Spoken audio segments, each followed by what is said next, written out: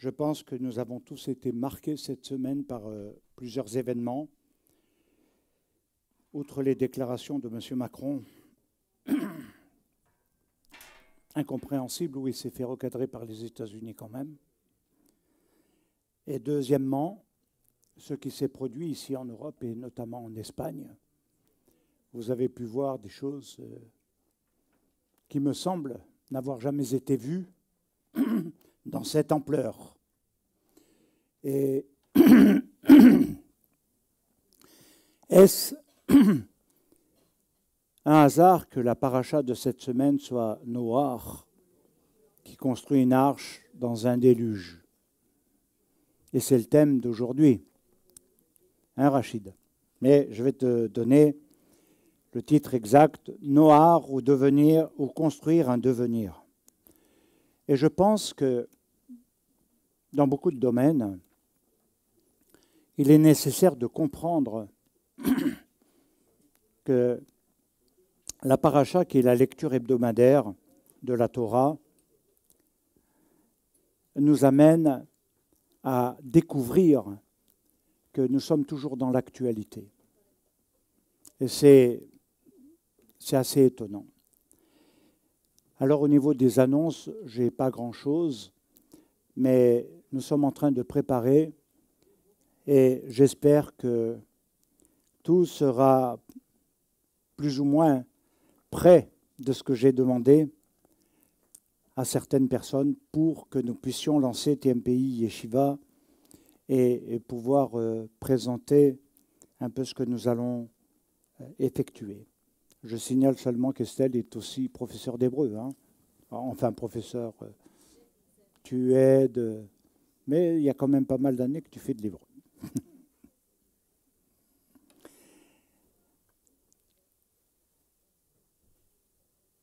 Ce que j'aimerais dire au sujet de l'Espagne qui touche mon cœur quand même, d'avoir vu tant de détresse et tant d'impuissance de la part des hommes devant ce phénomène inattendu, d'une ampleur incroyable.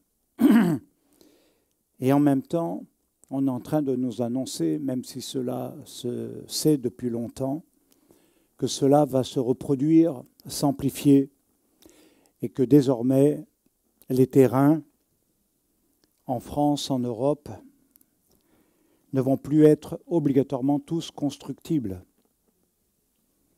Et il y aura de toute façon des augmentations de ces phénomènes qui seront perturbants, mais qui deviendront certainement, avec le temps, de plus en plus violents. Est-ce cela que Noach a connu? Peut-être, mais avec une amplification nettement plus élevée de ce phénomène. Alors bien sûr, on peut dire que c'est un phénomène météorologique lié au changement climatique. C'est dû à beaucoup de paramètres qui sont en rapport avec l'homme. Et puis il y a également quelque chose que nous pourrions voir différemment et que, en Espagne, beaucoup disent aussi, est-ce le commencement des jugements? Est-ce que ceci n'est pas une démonstration de jugement? Alors, je sais que certains vont penser qu'à une catégorie de jugement liée à ce qui est appelé communément le péché, puis le besoin de rentrer dans une teshuva, c'est-à-dire une repentance qui ne s'est pas obligatoirement faite, et beaucoup vont accentuer là-dessus. Et puis, il y a l'autre côté que l'on oublie très souvent, les jugements qui sont en rapport avec les positions des hommes politiques. Car c'est eux qui gouvernent, qui ont une autorité. Et aux yeux de Dieu, nous savons que cela a une grande, très grande importance. Et vous le savez, la France, comme l'Espagne, comme l'Europe, prennent des positions assez étonnantes concernant le conflit au Proche-Orient. Et qui deviennent incompréhensibles. Et en même temps, nous pouvons constater cet antisémitisme qui augmente, qui augmente, qui augmente. Et voilà, au point que cela ne rassure pas beaucoup la communauté juive. En tout cas, merci à vous tous qui êtes des non-juifs et qui soutenez Israël, qui soutenez également le plan divin qui pensait à toutes ces victimes de part et d'autre qui sont pris entre deux feux.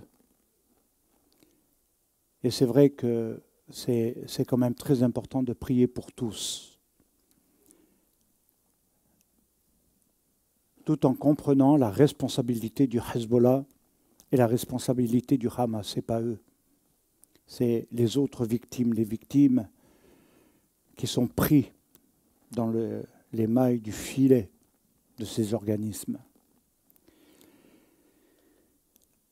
Donc merci d'être là, présent, de manifester votre soutien à Israël. Alors je voudrais entrer maintenant dans quelque chose qui nous amènera à une compréhension aussi de ce qui s'est passé dans l'histoire, de ce qui a été vécu et de ce qui est en train de se revivre d'une manière différente, puisque Dieu a pris l'engagement de ne plus détruire la terre par l'eau. Mais il n'a jamais dit qu'il n'y aurait pas de dégâts sur terre par l'eau.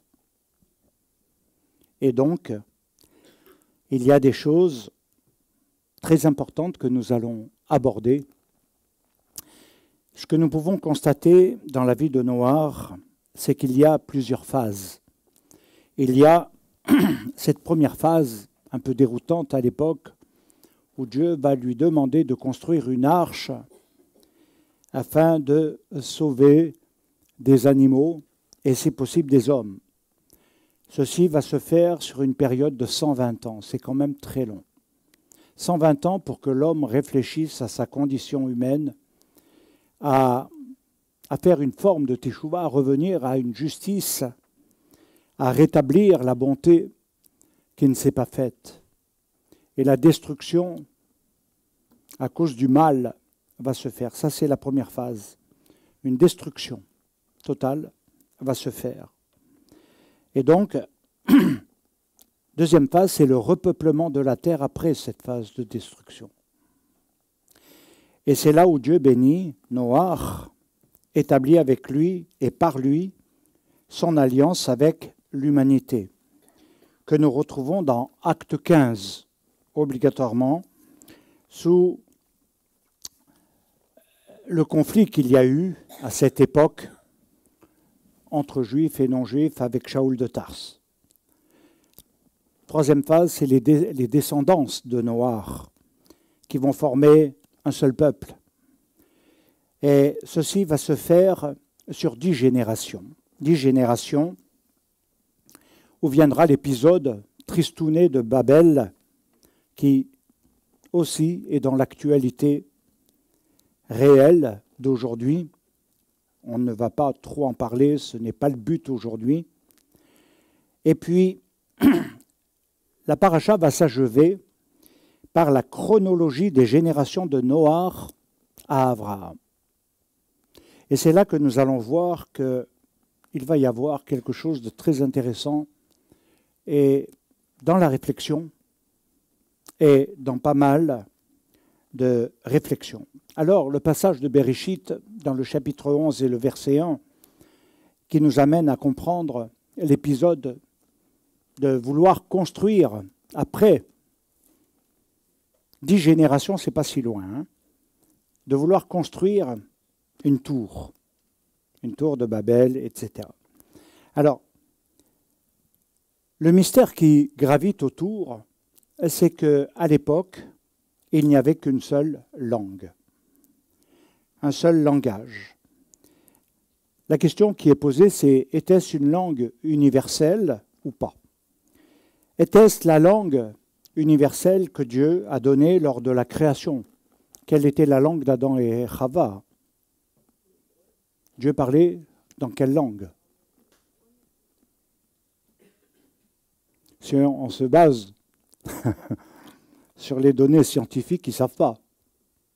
Nous ne pouvons pas savoir. La chose que nous pouvons savoir, c'est que le peuple hébreu ayant reçu la Torah et un ensemble de choses, nous savons que la Torah a été, au niveau de sa langue, constituée des 22 lettres de l'alphabet hébreu. Toutes avec une valeur, un sens, une signification fondamentale. Alors, c'est vrai que ça pose question. Quelle est la langue?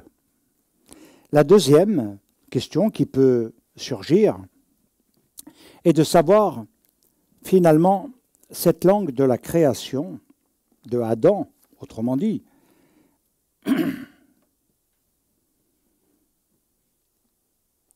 c'était une langue sainte, un Lachon HaKodesh. Et ceci est affirmé. Alors bien sûr, ce n'est pas scientifique. Je vous le confirme. Impossible de le confirmer.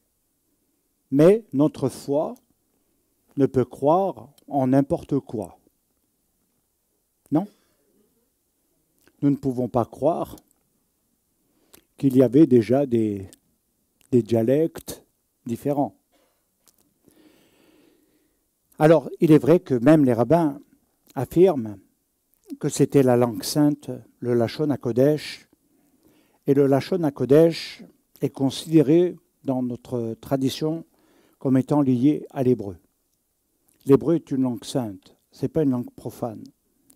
Ce n'est pas quelque chose que nous retrouvons dans les autres langues, parce qu'elle est appelée langue de sainteté. C'est une langue de sainteté. Alors ce qui est sûr, c'est qu'au moment de la tour de Babel, il n'y avait qu'une seule langue. Et c'est pourquoi la question était venue de comprendre qu'est-ce qui s'est passé finalement seulement 10 générations après Noach. On pense qu'après cette destruction massive, terrible, qui a dû faire beaucoup souffrir, un repeuplement n'arrive pas à créer un modèle nouveau dans la bonté. Les 10 générations savaient ce qui s'était passé et pourquoi il y avait eu destruction. Et on s'aperçoit que cela n'a pas servi véritablement de leçon. Alors, il n'y avait qu'une seule langue. Ça veut dire, dans la pensée d'Israël, un sens et une signification, et la compréhension du monde est importante. Si on veut dire, à un niveau plus juste, le monde, qu'est-ce? Qu'est-ce que le monde? Notre monde est la forme, alors ça c'est véritablement la pensée d'Israël, c'est ce qui est contenu dans nos enseignements. Notre monde est celui de la forme et du séparé. Il est le monde que l'on voit et qui est vu. C'est ce que nous appelons le Olam Hazé, le monde du présent, le monde de l'existence de l'homme, le monde de son environnement. Mais il y a également quelque chose qui est relié de manière très différente, c'est le Olam Haba. C'est-à-dire que s'il y a un monde présent, il y a aussi un monde futur. Il y a un monde qui n'est pas de ce monde. Comme disait Yeshua, mon malchut, mon royaume n'est pas de ce monde. Alors, où est ton royaume, Yeshua? Il est dans les cieux. Est-ce que je peux le localiser géographiquement? Non. Là, il nous faudrait rentrer dans l'étude du Makom, le lieu de sa présence, le lieu où Dieu est présent. Et donc, il y a cette chose qui est reliée à ce Olam Hazé, qu'on appelle également le monde, le Olam Asiya, c'est-à-dire le monde de l'action. Et quand on prend la première lettre de Asiya, qui est la lettre Aïn, et qui est l'œil que nous pouvons définir comme étant l'organe. L'œil voit. c'est par l'œil que nous voyons et que nous pouvons ensuite mémoriser pour nous représenter, former nos souvenirs, notre mémoire visuelle.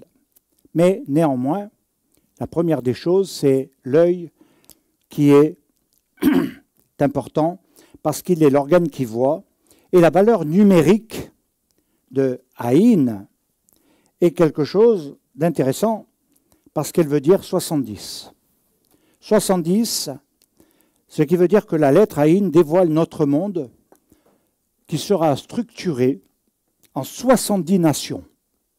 Voilà ce que, dans un premier temps, nous pouvons comprendre de Béréchit après le déluge, et notamment après cet épisode de la tour de Babel, c'est que le monde ne sera plus une unité par une seule langue, par une seule langue qui donne finalement aucune frontière, aucune différence entre l'un et l'autre, quelle que soit l'origine, la descendance. Mais à partir du moment où il va y avoir le jugement second sur la tour de Babel, ce n'est pas la destruction du monde, c'est la structuration de 70 nations. Parce qu'il y aura une confusion de langage et il n'y aura plus une seule langue, une unité, mais il y aura 70 langues. Et la preuve, quand nous lisons, c'est que les gens ne se comprenaient plus quand ils parlaient. Et c'est ce qui a fait qu'ils ont occupé d'autres terres, d'autres endroits, qu'ils ont migré, comme on dit, et qu'ils sont devenus des nations. Israël dit que nous connaissons, et c'est vrai de l'époque de la Torah, aujourd'hui ce serait vu différemment, mais de l'époque de la Torah, il a été fixé quand même que le rapport entre Israël et les nations est lié à ce chiffre 70, et que même à Sukkot, nous faisons les 70 sacrifices pour les nations. Et donc, c'est quelque chose de très important.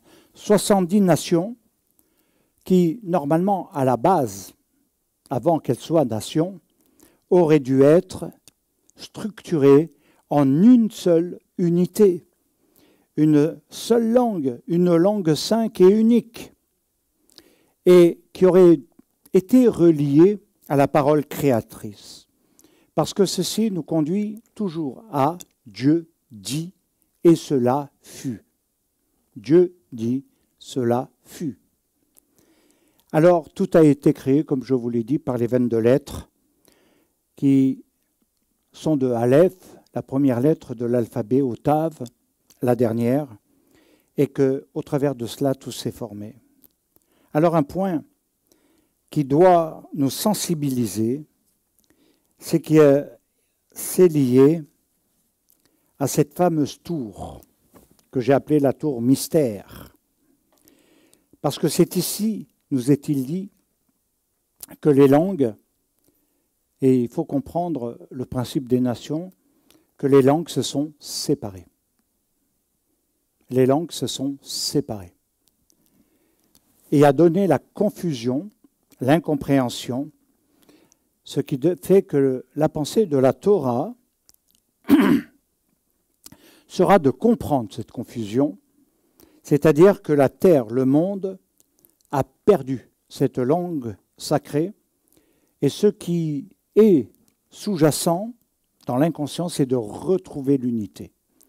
Alors je ne sais pas, je ne vais pas m'étendre là-dessus, mais la recherche de l'unité dans les différences, la recherche de l'unité dans toutes les assemblées, dans toutes les synagogues, est liée à ce rassemblement de revenir à quelque chose où on est dans la même langue, dans le même langage, dans la même compréhension, dans la même action. Et pourtant, nous pouvons constater que cela risque d'être comme impossible. Et que nous voyons bien aujourd'hui que malgré des efforts, c'est impossible. Alors, il y a des organismes qui se sont mis en place et qui ont créé l'œcuménisme pour essayer, tenter de bannir les dénominations historiques et essayer de réunir en une seule foi, en une seule religion, même si derrière, tout le monde se dit être du christianisme. Les Juifs, eux, sont du peuple d'Israël. Et ils se réunissent, et le Shabbat est le point de réunification. Extraordinaire, parce que nous voyons qu'il y a quelque chose où cette unité est manifestée partout dans le monde. Ce n'est pas quelque chose de théorique. Et que même ce que nous voyons aujourd'hui dans ce temps douloureux, difficile de la guerre, ce qui leur donne une force, un mental qui étonne les nations, même si derrière il y a beaucoup de critiques, je vais vous dire la fascination que les nations ont et que d'autres ont, c'est de dire comment un si petit pays peut-il faire face à l'Iran, face à la Syrie, face, à l'Irak, bien entendu, chiites et sunnites confondus, et en même temps, avec toute cette chose qui s'est formée durant des années, qui s'appelle Hezbollah et Hamas. Impossible, impossible, impossible. Un petit pays comme celui-ci défie, et l'Occident, lui, la France, l'Europe, serait envahis en cas de guerre comme en Israël. Ils n'arrivent déjà pas à lutter contre le narcotrafic. Vous savez, aujourd'hui, là, c'est le gros sujet. Ça m'intéresse. Parce qu'ils n'ont rien compris, les mecs. Quand on a été dedans, on comprend. Mais ils n'ont rien compris. Comment lutter? Ils n'ont pas compris. Et donc, c'est en train d'être également des zones prises où les gens ont peur. Il y a une forme de terrorisme dans le narcotrafic des cités. Il y a des choses terribles qui se passent, des règlements de compte, des règlements de gangs qui vont certainement augmenter s'il n'y a pas de réaction. Alors il nous faut comprendre qu'il y a toujours cela. Aujourd'hui même, s'il parle de réunir l'unité de la France, c'est impossible. La France est divisée et se divisera et restera divisée. Le monde chrétien de la France, c'est quoi? Un monde divisé, un monde séparé. Sur les mêmes bases, même confession, même littérature, même Bible, mais divisé. Je regrette de devoir dire ça sans présomption, mais Israël n'a qu'une Torah et n'est pas divisé. Il n'est pas divisé. C'est un peuple uni malgré ses différences, malgré ses contradictions parfois, ses positions et tous les modèles qui se sont constitués. Donc, bien comprendre que ce qui donne l'incompréhension, c'est quand on n'a plus la même langue. Et c'est exactement la même chose que lorsqu'on se parle. Lorsque tu parles à quelqu'un, il ne comprend pas ta langue. Parce que derrière, il y a une culture. Parce que derrière, il y a une pensée. Parce que derrière, il y a un vécu. Et la personne, vous savez que l'on soit marié depuis peu ou longtemps, c'est souvent l'incompréhension qui donne le conflit. On dit quelque chose et c'est interprété différemment. Et voilà, je veux dire, dans les relations humaines également, c'est la même chose. On dit quelque chose ou ce n'est pas entendu, ou ce n'est pas compris. Et donc, il y a une forme de rejet. Et au travers de cela, il faut retrouver cette langue unique, sacrée, parce qu'elle est la base de l'unité. Cela ne se fera que dans la venue de Mashiach, parce qu'il nous est dit qu'il va enseigner également. Il va y avoir une période où les nations vont être enseignées, et elles seront quelque part dans ce présent-là, où il y aura un rétablissement. c'est pas seulement tout œil le verra, mais ils verront et ils seront enseignés. Alors ce qui se fait aujourd'hui dans un certain sens, c'est de nous réunir. Qui, dans le passé, pouvait comprendre Israël? Dans l'Église, personne. Dans le passé. C'est récent cette connaissance d'Israël et l'adoption d'Israël par les gentils des nations. Et je crois que c'est très important de pouvoir le dire parce que c'est un phénomène nouveau quand même. Et nous voyons cela, toujours des changements, et vous allez comprendre pourquoi je dis cela. Parce que nous allons arriver à des points importants et cruciaux à la fois. Alors il nous est dit que quand nous regardons maintenant, le Seigneur nous amène à comprendre le secret du dévoilement. Nous sommes dans le dévoilement. Nous ne sommes plus dans ce qui est caché, dans ce qui est obscur, incompréhensible. Il y a quelque chose où littéralement on dit dans la Torah et dans l'enseignement d'Israël, le secret du dévoilement des générations.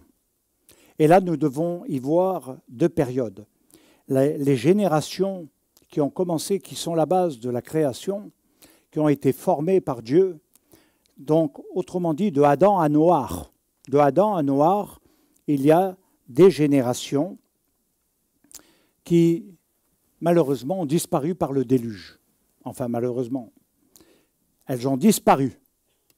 Nous ne pouvons plus parler de ces générations-là. Elles n'ont plus d'influence. Mais nous pouvons parler des nouvelles générations à partir de Noach. Et la première génération, 10 générations, Dieu décide de l'effacer par le déluge. Et c'est au travers de l'eau. Alors pourquoi Dieu va-t-il décider de le faire par le déluge et non par le feu, non pas en laissant les hommes dans une guerre s'autodétruire? Ça aurait été possible. Car il faut dire qu'il y avait une telle violence qui avait augmenté. C'est-à-dire qu'il y a quelque chose qui n'est pas très compréhensible.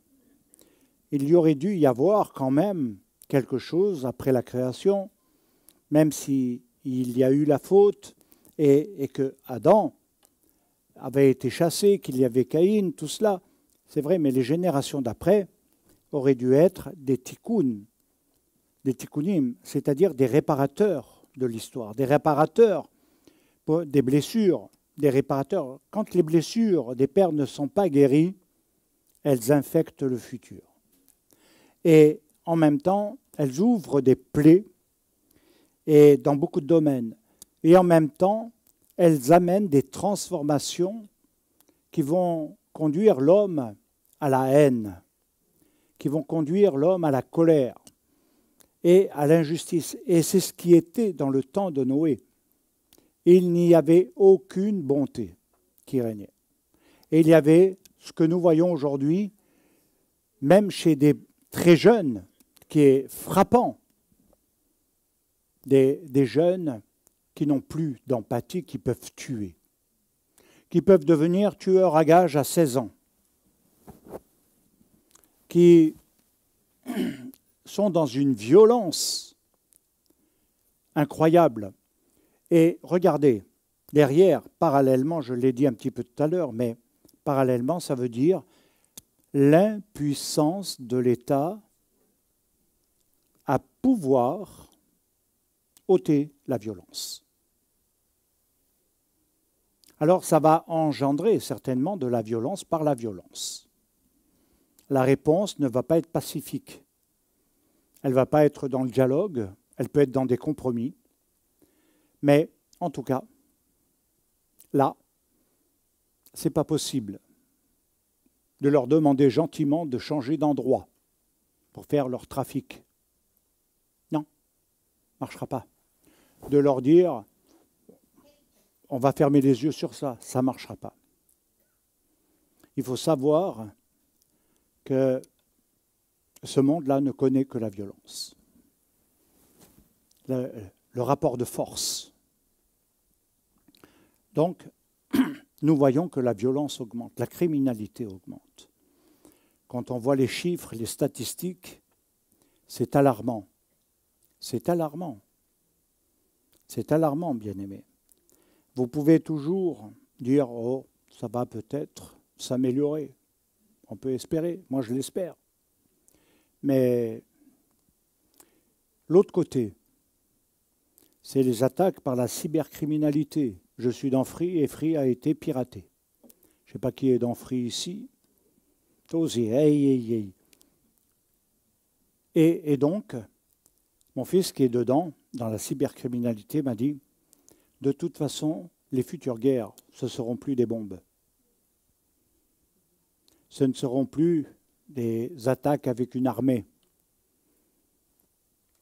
Ils vont attaquer pour paralyser les systèmes de sécurité, modifier. Les avions vont tomber parce qu'il n'y aura plus de données. Les déroutes qu'il y aura à ce moment-là créeront le chaos. Et ça risque d'arriver plus vite qu'on ne l'imagine. Alors derrière, il y a aussi beaucoup d'enjeux. Parce que c'est aussi ces personnes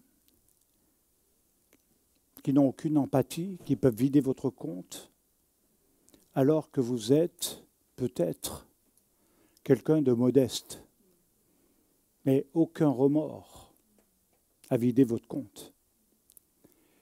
Alors ça, c'est au niveau perso, mais comme je vous l'ai dit, il y a l'autre niveau, et il risque d'être grave, parce que malheureusement, ça va augmenter. L'eau est le symbole de la parole et de la purification. Dieu voulait purifier cette terre de sa méchanceté. Enlever le mal, endiguer le mal. Et je me suis dit, au travers de cette interrogation, mais est-ce que Dieu n'avait pas une autre solution que d'envoyer le déluge? Dieu n'avait-il pas un autre moyen de pouvoir agir?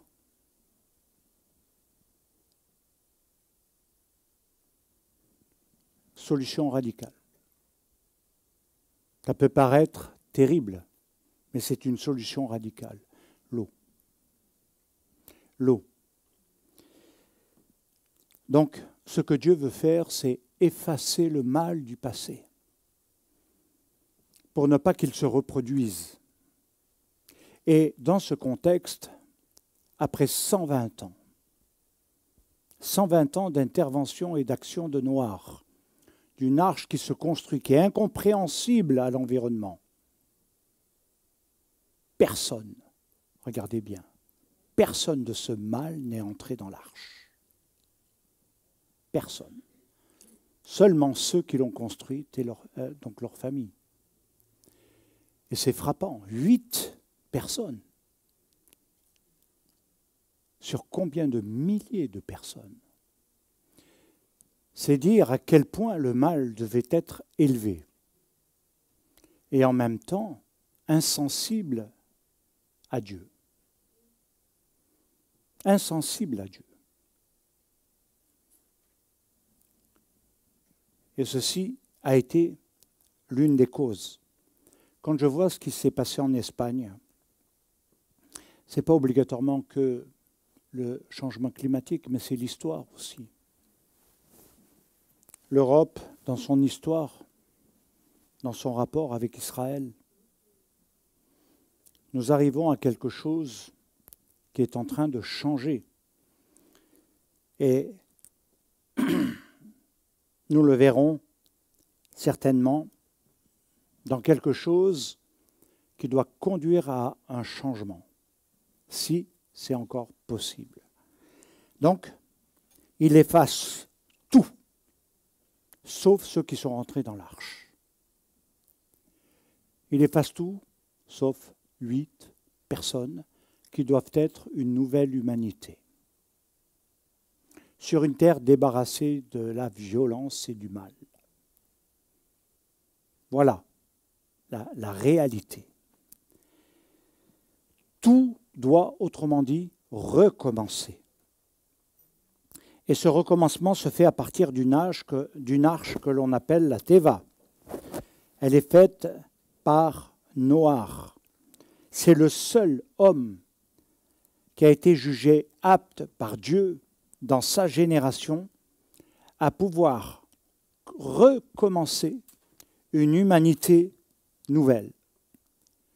Et Noach, c'est avec 3 enfants. Mariés, bien sûr. Et c'est au travers de ces 3 enfants qu'une nouvelle humanité devrait se faire. Alors, en même temps, Noach est le seul à avoir connu les 2 phases de l'humanité, celle de la violence qui a été détruite et celle qui est à venir.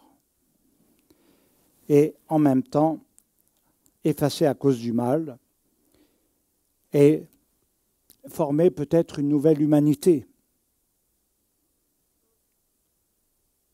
Rachi nous explique, au travers de cela, que la construction de l'arche, qui a été de 120 ans, afin que les hommes modifient leur comportement, mais n'ont rien changé. Qu'est-ce que ça veut dire? Ça veut dire que Yeshua nous a bien enseigné que la génération, là, que nous vivons,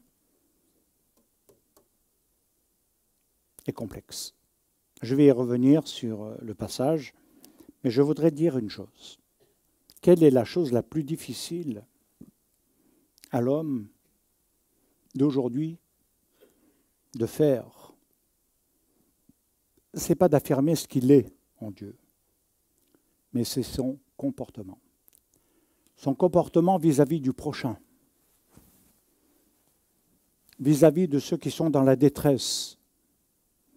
Parce qu'il y a un tel égoïsme, il y a un tel individualisme que l'autre ne compte pas. Nous pouvons voir les grands drames et les détresses de ces personnes en Espagne et penser à notre bobo, je ne vais pas bien.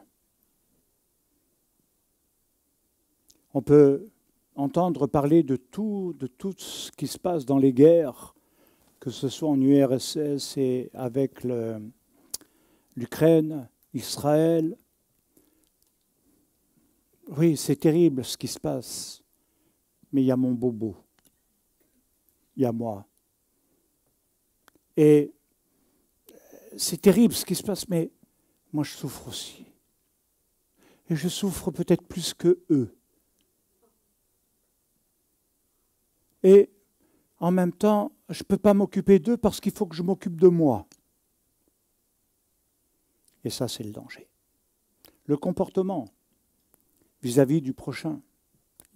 Dieu a dit, tu aimeras l'Éternel ton Dieu, c'est vrai, mais il n'a pas dit que ça. Il a dit ton prochain aussi comme toi-même. Et notre génération ressemble à celle de Noé parce qu'elle n'a plus la justice, parce qu'elle ne s'occupe plus. Alors bien sûr, on peut faire des œuvres sociales et humanitaires, mais elles ne sont pas suffisantes. Il nous faut véritablement faire plus, et c'est ce que nous verrons, parce que les hommes, malgré 120 ans, n'ont pas changé. Moi, ça me frappe. Moi, ça me frappe, je ne sais pas vous, mais déjà, pour moi qui ai 64 ans, en 64 ans, il y a eu des changements, mais il y a encore des changements à faire. Alors je pourrais très bien dire, ah ben depuis 60 ans, j'ai plus besoin de changer. Hein? Plus besoin de changer, pourquoi je changerais? Je suis bien maintenant. Non? Et 25 ans, écoutez bien, 25 ans que j'enseigne dans la Keila. Quel changement? Quel changement? Quel changement? Quel changement? Noach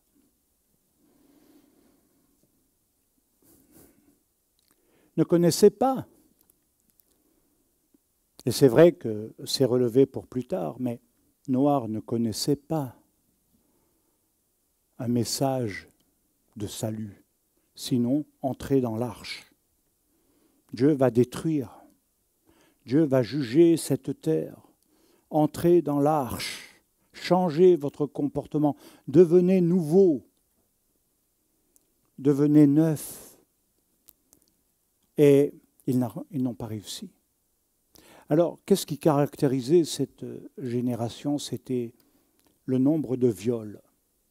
Regardez aujourd'hui, c'est vrai qu'on bénéficie de l'information mondiale à une plus grande échelle. On peut bénéficier de beaucoup d'informations par Internet, mais je ne sais pas s'il y a une statistique mondiale des viols ou de femmes battues, de violences qui sont faites sur les enfants, de sévices, les pédophiles. Vous avez vu ce procès de ce mari qui dit aimer sa femme, qu'il a droguée, qu'il a soumise à je ne sais combien d'hommes. Et ce n'est pas le seul, il ne faut pas, peut-être dans l'exagération. Elle a eu le courage de dénoncer. Mais violence, la violence, et la violence verbale, la violence destructrice par la parole, qui conditionne le mental de l'homme, les affections, les émotions, son être. Il se construit sur ce qu'il entend. L'homme, l'enfant, se construit sur ce qu'il entend. Et ça peut être terrible. On pourrait parler également de la violence physique. Il y en a qui paraissent calmes ici, mais ils ne sont pas calmes. Ils peuvent devenir très violents. Et on pourrait multiplier. On est dans une génération, aujourd'hui, qui ressemble beaucoup à cette génération. Alors, on n'a pas encore atteint le niveau de violence. Mais quand le niveau de violence sera atteint dans les peut-être 10, 15, 20, 50 prochaines années, que se passera-t-il? Que sera la terre de demain? Que seront les croyants de demain? Waouh! Question et réflexion importante qui nous amène à vraiment réfléchir en profondeur et pas simplement à penser que dans une assemblée, on doit faire que danser et tchatcher, et tchatcher, et tchatcher, et ne pas avoir de bons comportements, ne pas être un modèle, et en même temps n'avoir plus aucune crédibilité devant certaines générations. Des générations qui se détruisent et qui détruisent. Et elles entrent de plus en plus dans ce qu'on appelle l'axe du mal. Alors, réfléchissez, 120 ans, c'est énorme. Et personne n'a changé. Et ça m'a ramené à ce que je vous disais tout à l'heure. Et je disais, et ça m'a pincé le cœur. Et j'ai dit, mais Seigneur, 25 ans aussi, qu'on veut les faire rentrer dans l'arche, ces hommes dans l'arche d'Israël, dans l'arche de ton alliance. On a l'impression qu'ils regardent l'arche, ils disent, elle est belle. Mais à quoi ça sert?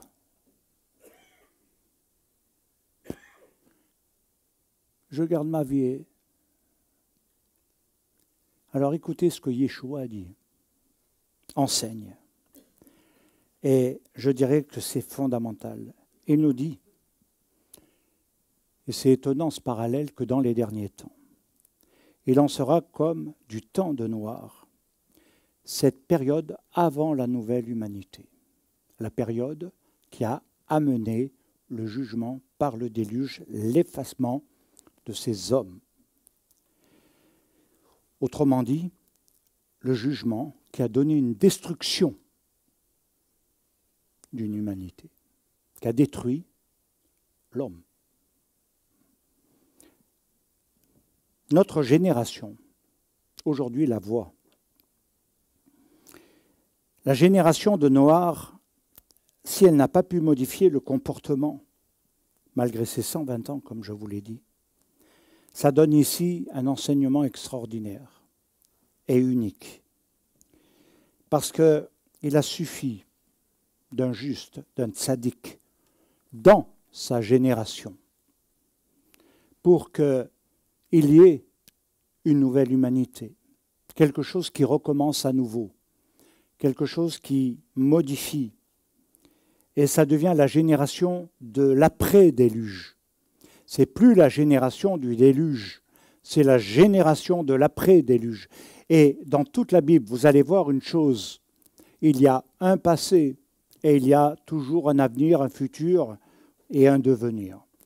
Nous pouvons voir que dans un premier temps, quand Israël sort de l'Égypte, il devient un peuple, une nation nouvelle dans une humanité qui va perdre et qui va rester païenne, mais Israël amènera la connaissance de Dieu dans l'humanité. Il va y avoir constamment des mauvais moments, des trucs terribles, et puis des moments où on voit qu'il y a quelque chose de nouveau qui donne le recommencement. C'est le sens même de Bereshit. Et derrière, je dirais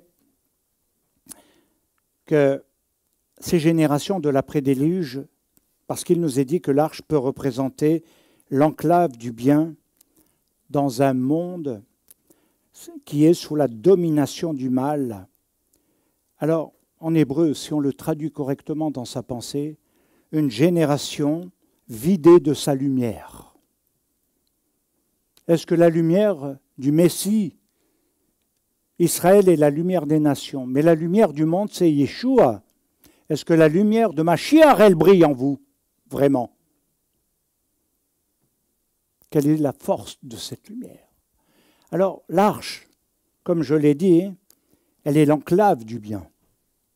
Ça veut dire que quelque part, cette lumière qui nous anime doit amener la vie et le bien.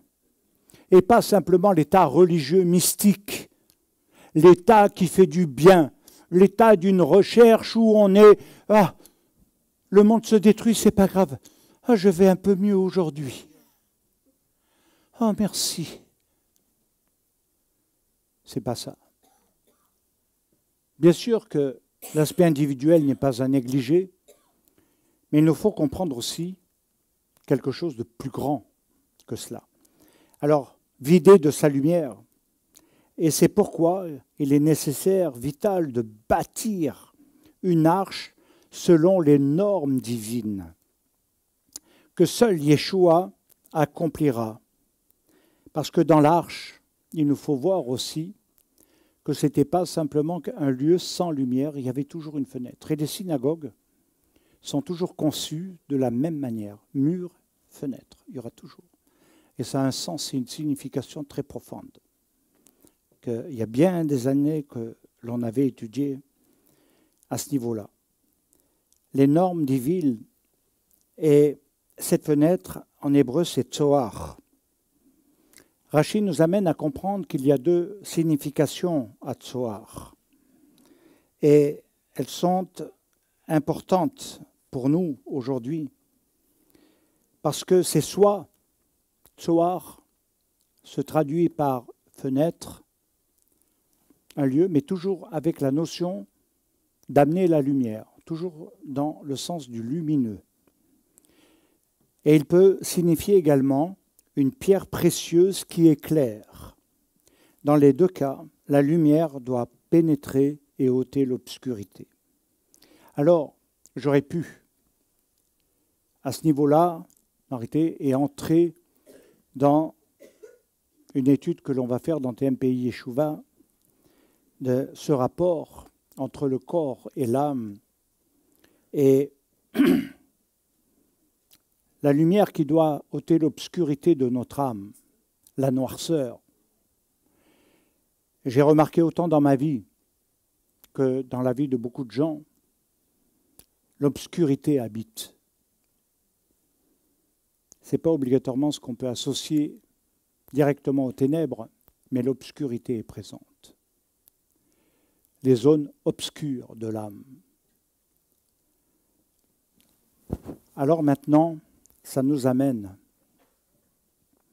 à réaliser que cette lumière qui s'appelle Yeshua, parce que vous prenez Jean 1 et vous comprenez tout à fait le rapport, elle doit amener une lumière de vie, et qui va ranimer, redonner une vie. Car l'obscurité et les ténèbres, c'est toujours le symbole de ce qui meurt, de ce qui dépérit. Alors maintenant, il est clair que dans la génération d'aujourd'hui, puisqu'il en sera comme du temps de Noir, qu'est-ce qu'ils faisaient les gens? Ils mangeaient, ils buvaient un bon coup, ils se mariaient leurs enfants, une vie normale.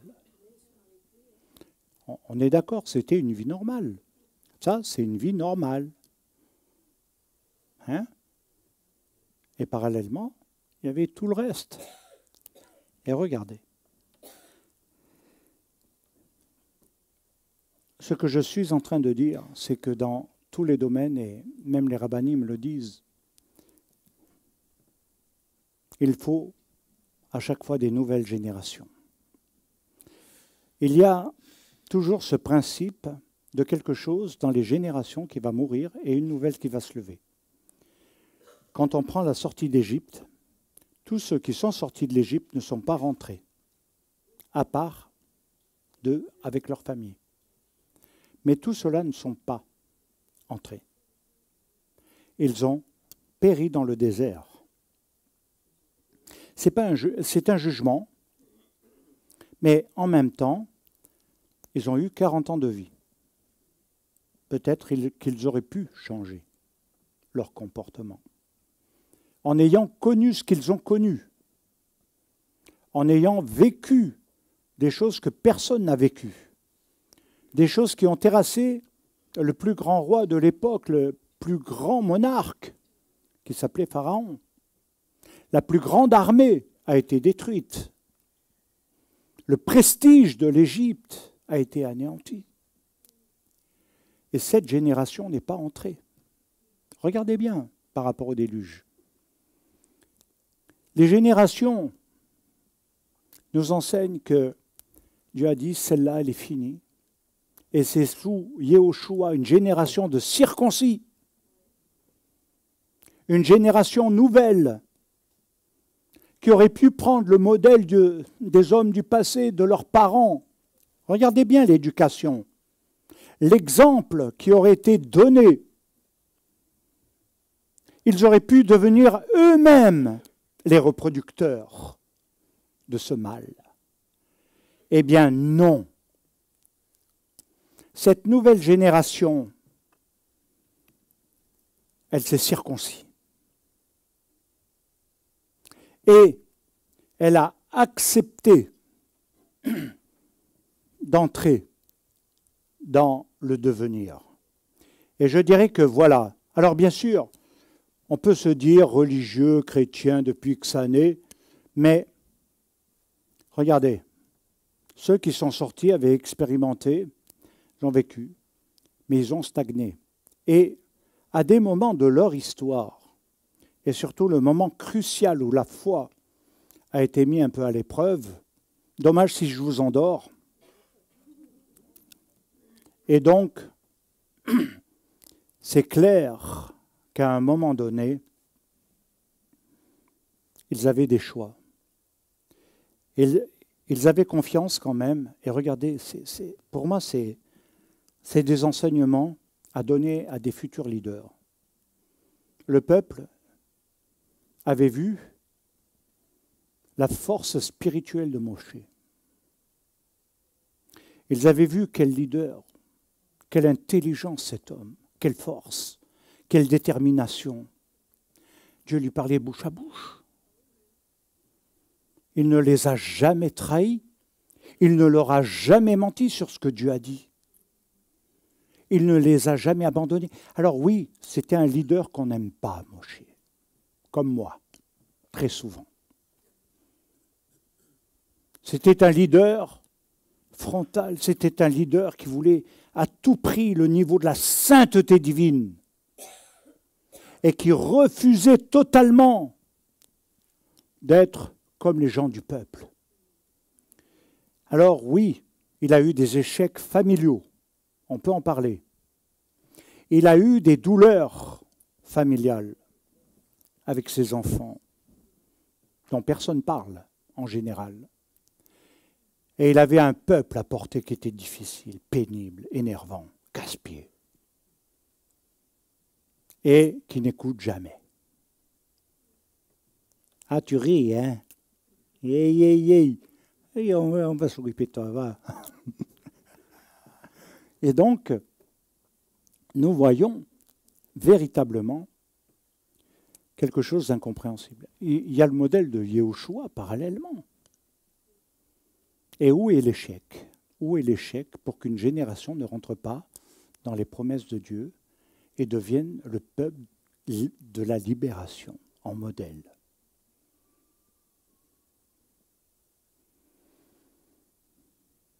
Quand ils doivent entrer. Quand ils doivent entrer, ils ont peur. Ils ne croient pas que Dieu est capable de vaincre des géants, de leur donner une victoire, de leur donner une capacité militaire. Comme aujourd'hui, ils sont affaiblis, ils n'ont pas beaucoup de choses. Combien d'avions possède Israël? Combien d'hommes ils ont pour combattre le nombre de milliers d'hommes parallèles? Regardez bien. Ils gardent la terre. Ils gardent la terre de 1948, mais qui est aussi l'histoire.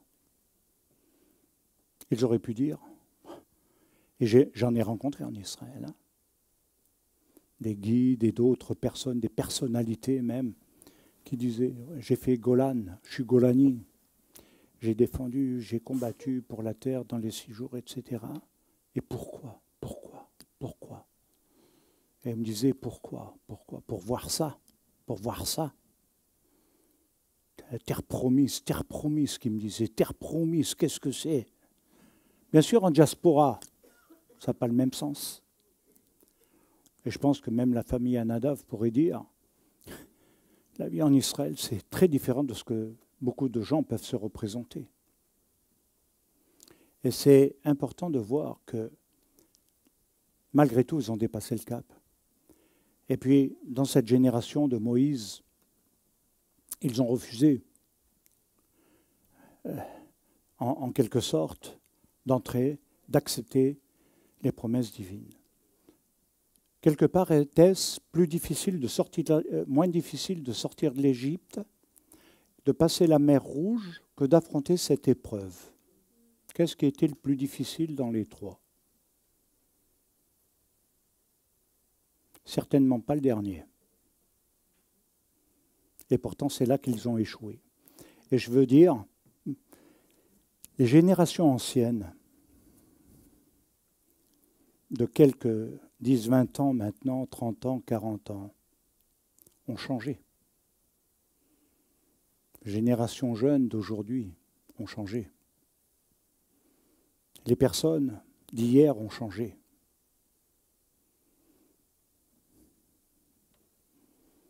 Je crois qu'il est important de comprendre le sens des nouvelles générations dans les temps de la fin. Alors je voudrais vous donner 2 notions importantes, à savoir, la première, construire une arche, c'est également la construction de son être.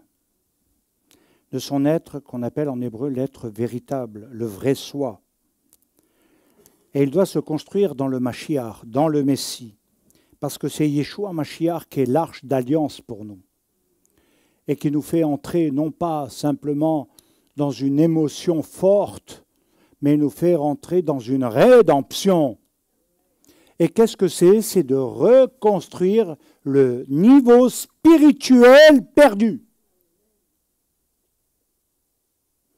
Au travers de tous ceux qui ne vont plus marcher comme ce monde.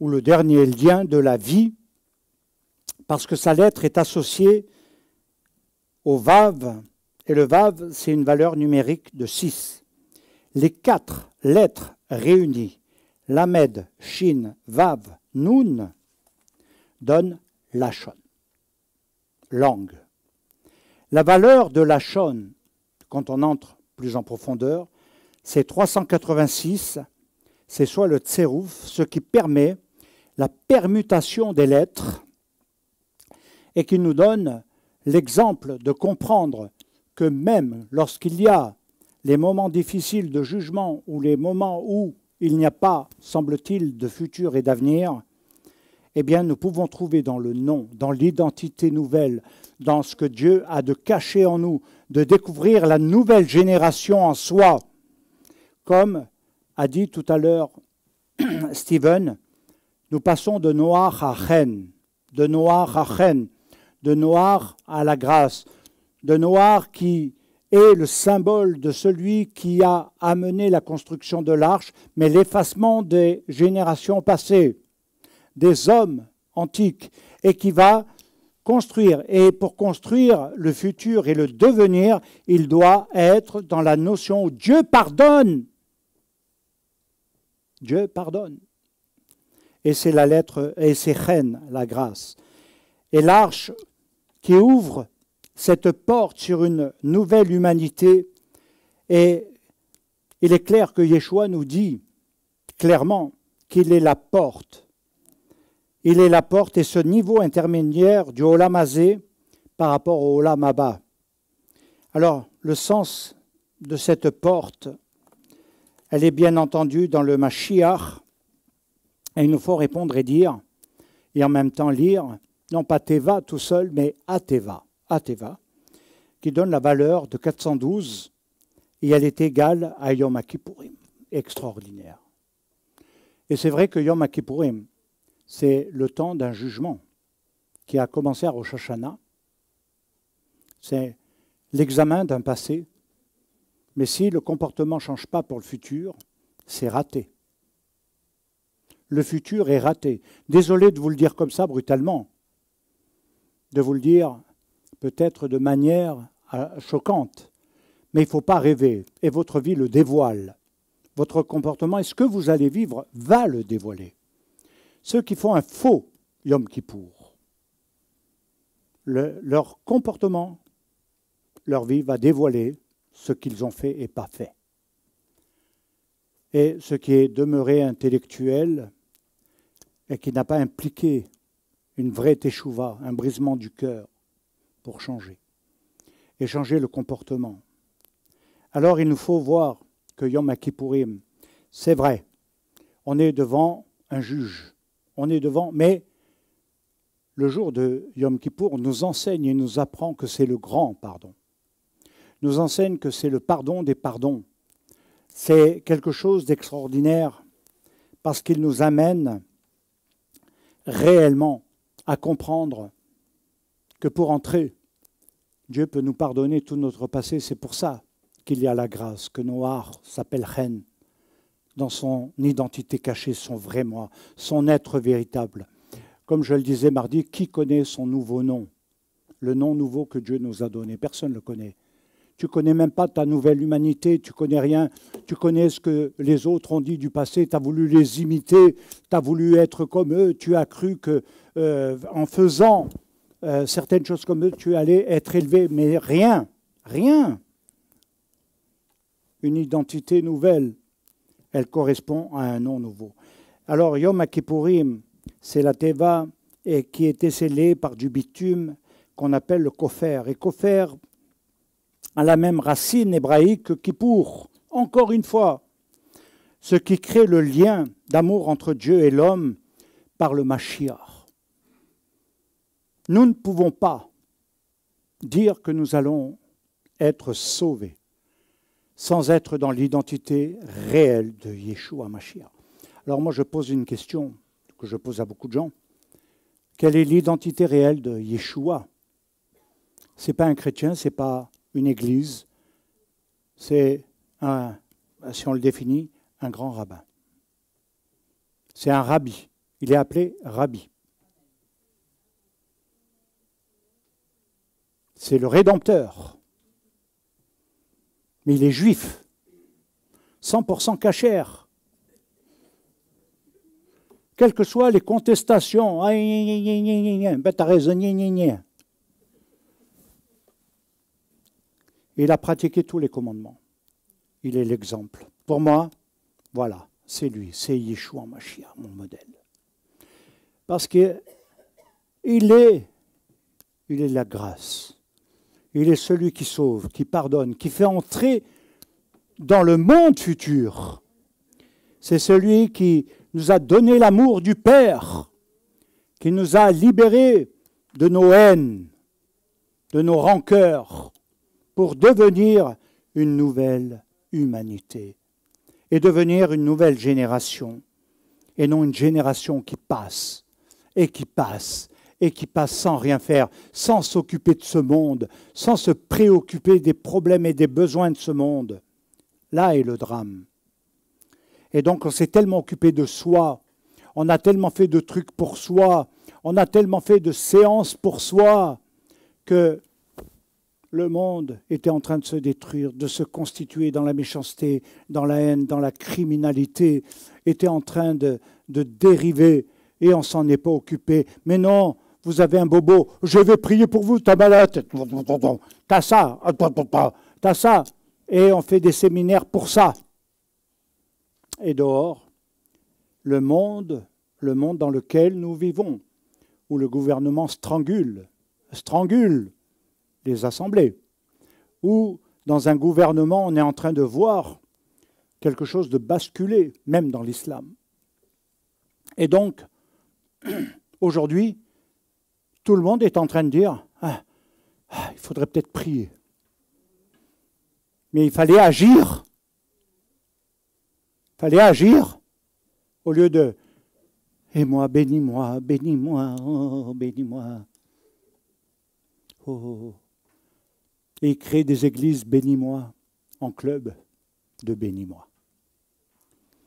Et je dirais que, voilà, tisser ce lien d'amour, parce que la porte manifeste le pardon de Dieu accompli par le Messie, et que Yeshua disait que ce monde de l'après-déluge est déjà condamné. Écoutez bien. Il nous est dit dans Jean 16, 11, et un autre verset encore plus clair, le jugement parce que le prince de ce monde est jugé. Alors, vous pouvez toujours le chercher, mais il est jugé. Bon sang, quand est-ce que vous allez le comprendre? Que ce n'est pas seulement individuel. Et Yeshua, dans Jean 12, 31, dit « Maintenant a lieu le jugement de ce monde. Maintenant le prince de ce monde sera jeté dehors. » Et c'est où dehors?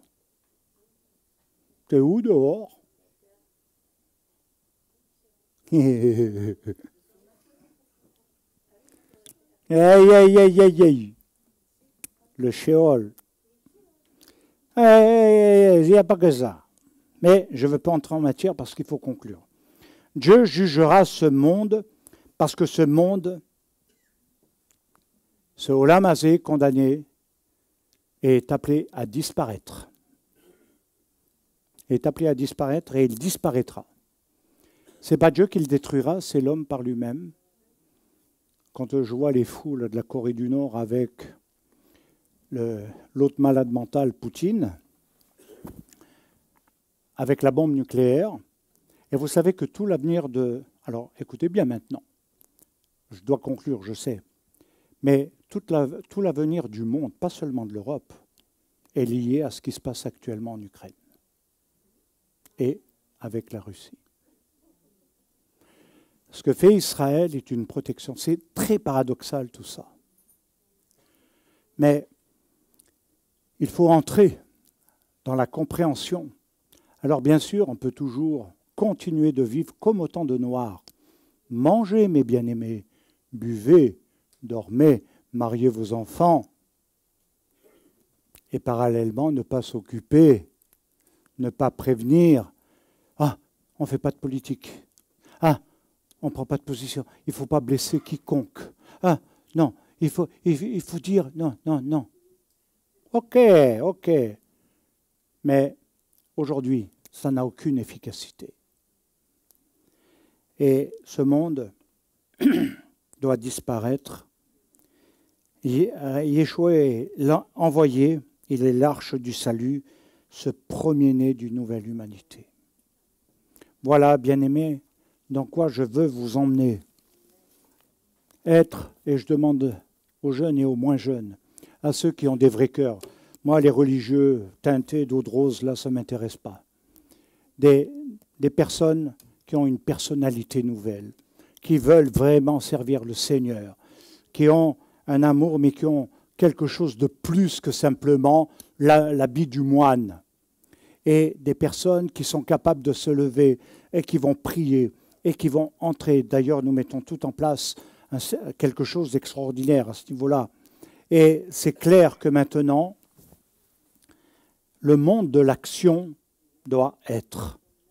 Et pas simplement s'occuper de soi. Ce n'est plus un hôpital, l'assemblée. Les assemblées, ce n'est pas des hôpitaux qui va soigner des anciens combattants. Non, il faut entrer dans le neuf. Et je fais vraiment cet appel. Je ne sais pas qui va y entrer. Peut-être un oui émotionnel, mais ce n'est pas ça qui m'intéresse. C'est un oui spirituel. C'est un combat spirituel. Que l'Éternel vous bénisse, que l'Éternel vous raccompagne. Toda Rabba d'être venu. Et à mardi.